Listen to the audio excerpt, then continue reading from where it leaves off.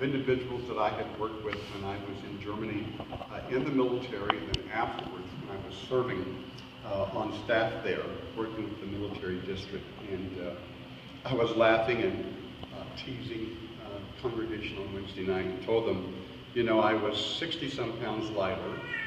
I had a jawline, had a nice chin, and I had buku hair. I mean, 4 or 5 times more than what I have today. And it was very, very dark. So I've been looking back over my time here in Mishawaka Granger, praying and asking the Lord to move and bless for us as a congregation. Let me say to you this morning, you have been so kind and so gracious, and you have supported, and my wife and I tell people wherever we go, you have been one of the very best congregations to work with. But in my prayer time, I have felt that it is time for me to let you know that I am going to retire this year. And we'll be setting a timeline for that. I will finish up by August the 1st, no later than October. If we can make it to October the 1st, that would be 22 years for us. In announcing to you that it is my intent to retire, we will start the process looking for a new pastor. And the trustees and I will work on that. We will go by our guidelines that are stipulated in our bylaws. And I'm retiring.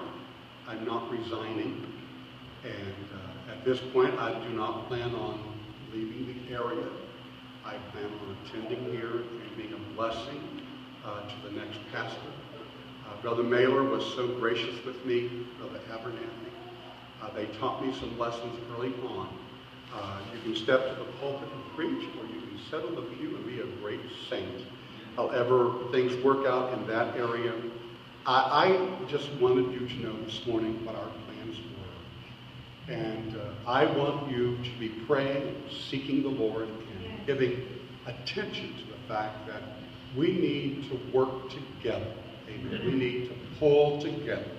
This is a time for us to exhibit the Spirit of God and to let people know that we are working together as one. We love each other. I mean, if anything, my love for you will be greater as I see you work together and elect a new family to take over here at Calvary Chapel. And I guarantee you that the Lord will continue with his blessings. I believe it. He will continue with his blessings. And he will do so as we allow his Spirit to work in us. I don't expect that there would be any kind of a problem or a division. I don't expect that at all. And there's a reason why. You have shown me over the years that we can get along. Amen. Would you look at your neighbor and say, we can get along? Get along. Amen. Get along. We can get along. Amen. I just want you to know, and I've got to be, this is probably one of the hardest things that I've had to do in my life. And when I talked with the trustees earlier this week, it was very emotional for me. And I talked to my family.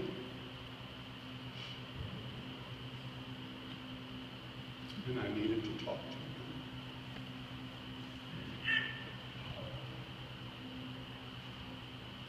And because I'm doing this does not mean that we don't love. I'm doing this because I do love you. And we want the very best.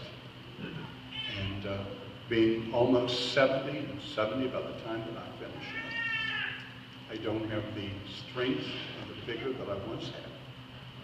But I can still pray for you, and I can still support you.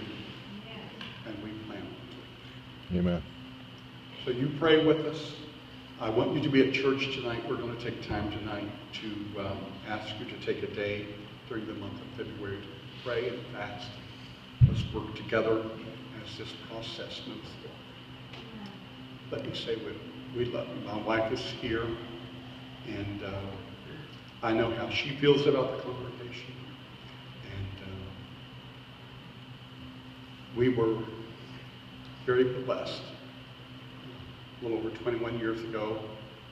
And we came, and it was, to my knowledge, a smooth process. My daughter made a statement to me. We were in the car leaving that first weekend, and then she said, "Dad, if they offer you that church, you take it." She was 15. That was her statement. And you did, and I did. And it's been a wonderful, wonderful experience. Stand with me.